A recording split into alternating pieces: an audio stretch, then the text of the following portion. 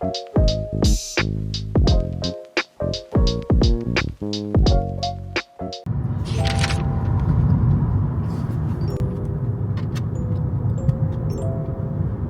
okay here? This is the WestJet. This one here.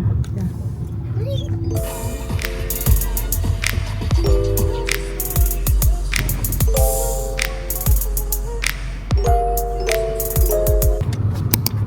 Gandang umaga, guys. So, na-drop off ko na yung mother ni Mikey. Kasi si Mikey is may work. Eh, wala naman akong pasok today. Kaya ako na-drop off sa kanya. The weather's so crazy. Kaninang umaga, around 9 o'clock, umaambon. Tapos ngayon, very sunny. So, kasama ko si Remy Boy. Kasi nag-iiyak siya.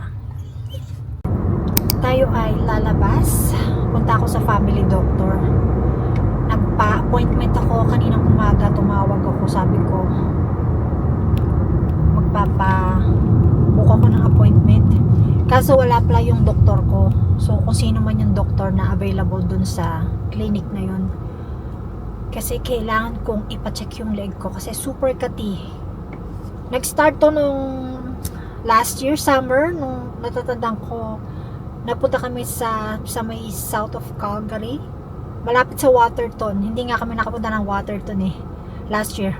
Sa may Don Brick. Yeah, doon nag-start yung pangangati. Nawala siya ulit. Tapos bumabalik. Then nawawala ulit. Tapos this week, kumakapal na siya. Nag-start na siyang mamula sa buong leg ko. Ayokong kamutin ng kamutin kasi magsusugat. Meron na ako napansin dito, parang namula na siya. Kasi super cut eh. Tapos pag nagsha-shower ako, nilalagyan ko siya ng mainit na tubig. Kasi yun ang parang pinangkakamot ko. Kasi ayoko nga siyang kamutin, baka lalong lumala. So yun. Eh wala yung doktor ko nga. So sabi nung receptionist, mag-walk-in na lang daw ako. And then after nito, yung suot ko nga pang gym, pupunta ako sa gym. And then tomorrow, back to work na tayo. Balik na ulit sa routine. Alam niyo yung work. May mga days na grocery, hindi ba araw-araw? Tapos gym, back to normal. Ko pa ulit alam kung kailan ako magbabakasyon kasi wala naman kami plan this year. Eh madami akong bakasyon, so ginagawa ko, nagpapabook ako ng bakasyon, one day here, one day there. Alam niyo yun, para wag masayang yung summer, especially ngayong summer. So yun, mamaya magluluto ako ng babaonin namin for tomorrow. Parang nakakatamad no, sa linggo kung walang work. Tapos balik na ulit tayo sa routine. Work. Taas ng araw, guys. Sa labas mahangin siya. Nagdala nga ako sweater, ayan oh. Kasi mahangin sa labas. Pero mataas ang araw.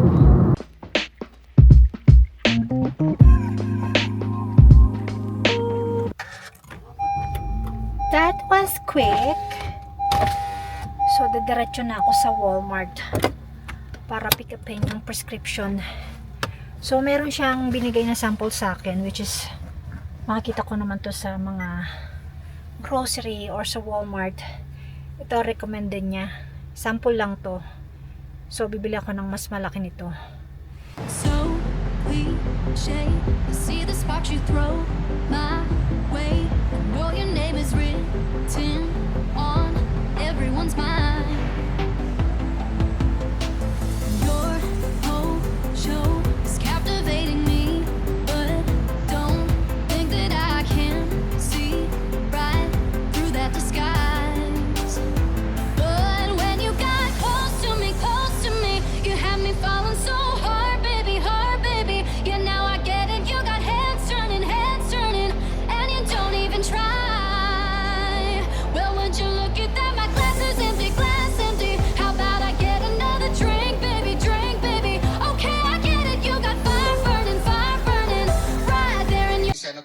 Batanes, bigla na lang magpapakita dito, may warrant.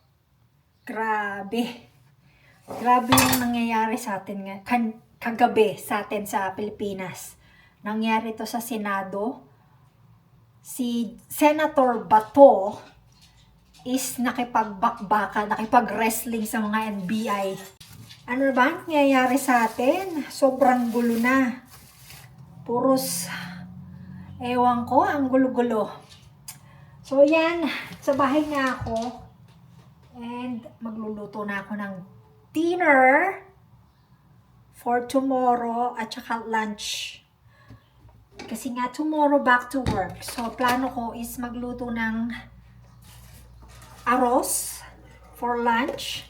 Kasi kailangan ni Mikey ng heavy at saka beef for dinner. So yun na rin yung lunch ko. And then yung arroz is my dinner.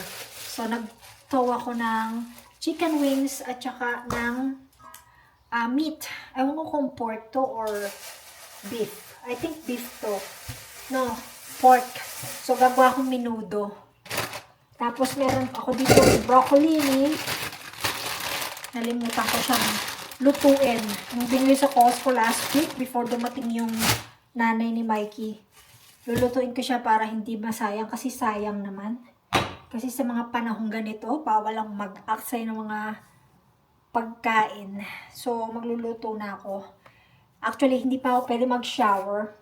Kasi maya-maya, mga after 6, lalakad ko si Remy. Tapos, saka mag-shower. Kasi nga, alam nyo na, mainit sa labas, pero mahangin.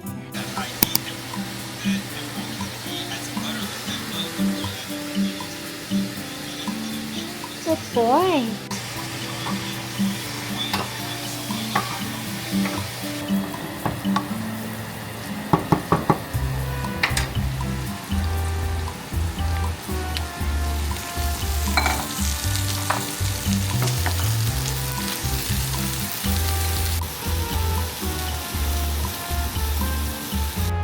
Si Remy nagsa-sunbathing. Sobrang taas kasi ng araw. Yun yun naman. Super ganda ng araw.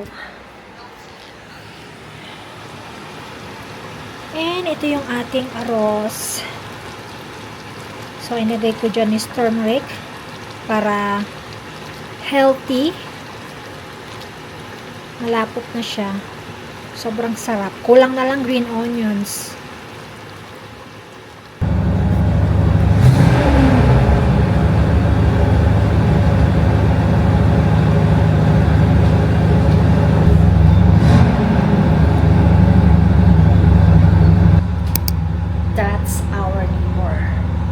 Nandun siya sa may driveway. Hindi ko alam kung anong ginagawa niya. Hindi lang sa sound na yon yung nadidinig nyo guys. Yung floor namin is nagsishake. Sige pa. At kapag nag-trigger na naman yung carbon monoxide na detector na nag-alarm dito sa bahay, maaari siyang magkaroon ng fine. Kasi pangalawa na yun. Kasi hindi siya sumusunod sa safety. Kasi kapag ganyang second incident na, and then same owner yung gumawa ng ganyan, marareklamo na yan. Actually, yung ATCO, pag hindi ATCO is yung police ang kumontak sa landlord, sinabi dyan. Hindi ko lang alam kung bukas yung garahe niya. Hard-headed. Kita nyo guys yung mukha ko. Sobrang red. Kasi napakainit. Sunny siya, tapos maano siya, humid. Tingnan sa guys sa labas.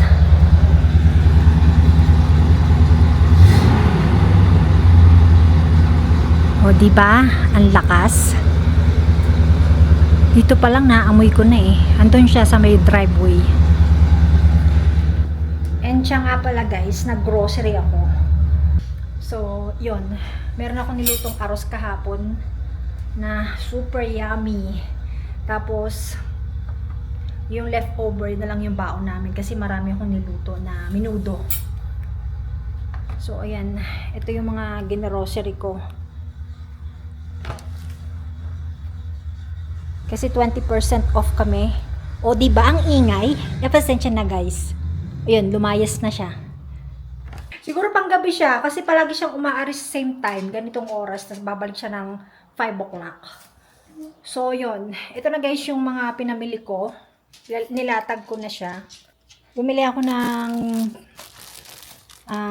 buns para sa hamburger kasi sa Monday, Victoria Day, hindi ako papasok. Kasi nga stat, si Mikey wala rin pasok.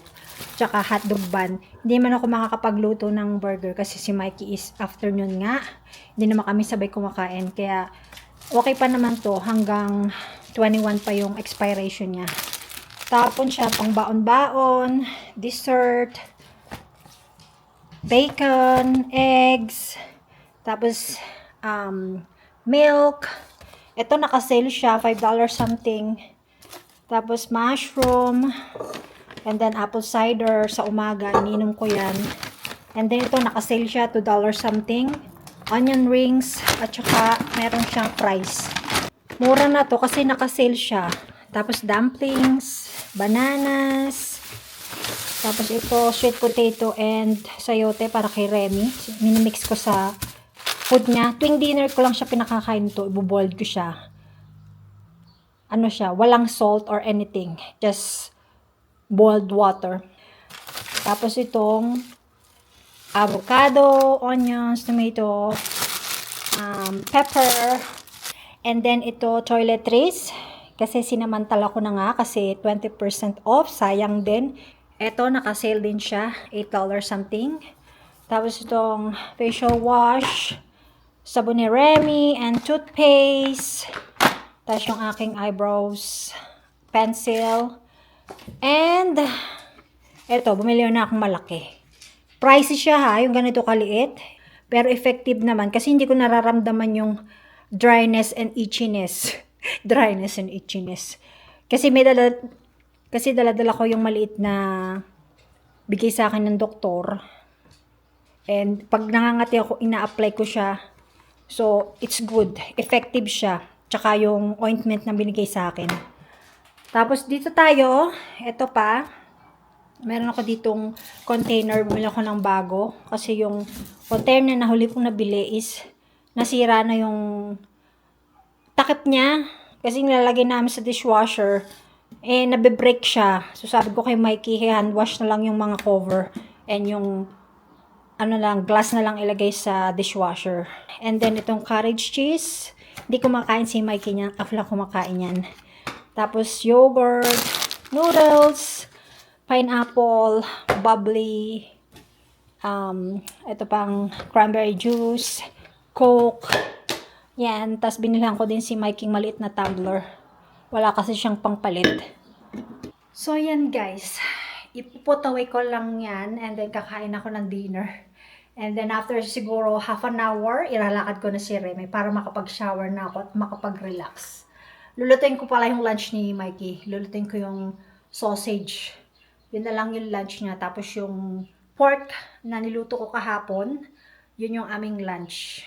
And then kakainin ko is lugaw. Super sarap guys ng lugaw ko. Lugaw ni Marge. So ito na guys. Kayo ba pag kumakain ng arroz? Nilalagyan ko siya ng chili garlic oil. Gusto ko siyang maanghang. May kasamang anghang ang aking lugaw. And sobrang sarap niya. Para sa akin guys masarap siya. Maanghang. Sobrang sarap niya guys. Kaya siya naging dilaw na ganyan. Hindi ko siya nilagyan ng kasubha.